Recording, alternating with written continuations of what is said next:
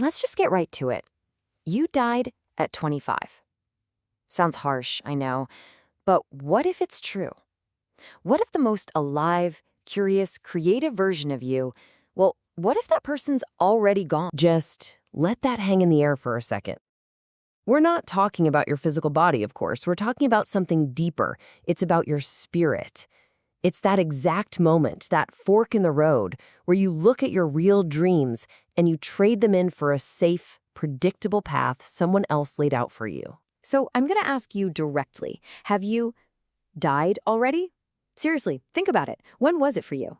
The day you told yourself you were too busy for that hobby you loved? The day the comfort of a steady paycheck just felt easier than chasing that passion project? Was that the moment you stepped into the box? Was that the day? Okay, section 1, you already died once. Look, we're going to perform a kind of spiritual autopsy here. The point isn't to dwell on it, not at all. It's to find the key to bring that part of you back to life. So why 25? Why that specific number? It's not just pulled out of thin air. It's actually biological. See, around age 25, the part of your brain responsible for planning and, well, judging, your prefrontal cortex, it finishes maturing. Your brain literally shifts gears. It goes from, let's explore everything, to, let's be efficient. And that's when the habits really lock in. The pressure from everyone around you to get a stable job, to conform, it just feels immense. And that's the moment. That's where the trade-off happens. All right, moving on to section 2, the prison of adulthood. Let's talk about the cage we end up in. It's one we build ourselves, piece by piece, with expectations, routines, and a worldview that just keeps shrinking. And the change is, honestly, it's brutal when you lay it out like this. Think back to when you were a baby, your original self. Curiosity was just there. You didn't need a reason. Making a mistake? That was just finding out what happens. Play was the whole point. But now, as a so-called conditioned adult, suddenly curiosity needs a purpose, right? It has to be functional. Your perception filters everything out. And an error? Whoa, that's not exploration anymore. That's failure. We've totally forgotten how to just play. So what builds this prison? It's a force we can call verticality. I want you to picture a mountain. It's all about climbing up. It's stable. It's logical. It's a straight path to a single defined peak. This is the world of mastery, of structure. And look, we absolutely need it to get anything done. But if you only live on that mountain, it turns into a very sterile, very predictable cage. And society is more than happy to hand you the bricks and mortar for this prison. Think about it. Standardized education teaches you there's one right answer. Specialized careers push you into a single, narrow lane. Social pressure is constantly whispering, fit in, be normal. And the glue holding it all together? That deep-seated fear of what people will think if you decide to climb a different mountain or, God forbid, get off the mountain entirely. Section 3, the secret genius of babies. So if we're in a prison, where's the escape hatch? Well, here's the crazy part. The key is hidden in the one place we've been taught to leave behind, our own past. Wait, so the only way out is to go backward?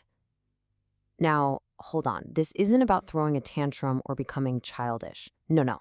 It's about something much more powerful. It's about deliberately reawakening the single greatest learning machine ever created, the mind you had when you were a baby. So if verticality is the rigid mountain, its opposite is horizontality. And instead of a mountain, I want you to picture a vast, sprawling ocean. It's chaotic, it's interconnected, it's full of infinite possibility. This is the realm of pure exploration, of intuition. This is the baby's mind. Now, of course, there's a risk here too, right? You could just float around forever, lost in the currents, and never actually build anything. And please, do not mistake this state for weakness. It's the exact opposite. It's something called anti-fragile. It doesn't just survive chaos, it gets stronger from it. I mean, think about a baby learning to walk. They fall down 100 times, 1,000 times. Every single fall, every error makes them better. But the conditioned adult, we become fragile. We're terrified of one little shock, one little mistake. Section 4, the master's balancing act. So it's pretty clear, right? The answer isn't to live on the rigid mountain or get lost in the chaotic ocean. The real secret, the real genius, is learning how to balance the two. And maybe the best way to picture this is a giant tree. You need deep, strong, vertical roots. That's your discipline, your stability, your mastery. But for the tree to actually grow and flourish, it needs sprawling, curious, horizontal branches, reaching out in every direction for light and air. Think about it. Roots with no branches? That's just a dead stump. But branches with no roots? That's just a pile of sticks ready to blow away. And this isn't some destination you arrive at. It's a living, breathing cycle, a dance. First, you explore horizontally. You play, you get curious, you gather all sorts of weird inspiration. Then you switch modes. You go vertical. You pick one of those ideas and you master it with intense, disciplined focus. And then, in that magical space where the chaos of the ocean meets the structure of the mountain, that's where you innovate. That's where you create something the world has never seen before. So here it is, the formula. True power is having chaos within you, all your creativity, your messy emotions, your intuition, and channeling it through order without. That's your structure, your plans, your focused action in the real world. This is how you use that fire inside you to light up the world, instead of just letting it burn you out from the inside. Okay, section 5. Your brain can be reborn. Now, I know what you might be thinking. This sounds nice, but is it real? Can you really teach an old dog new tricks?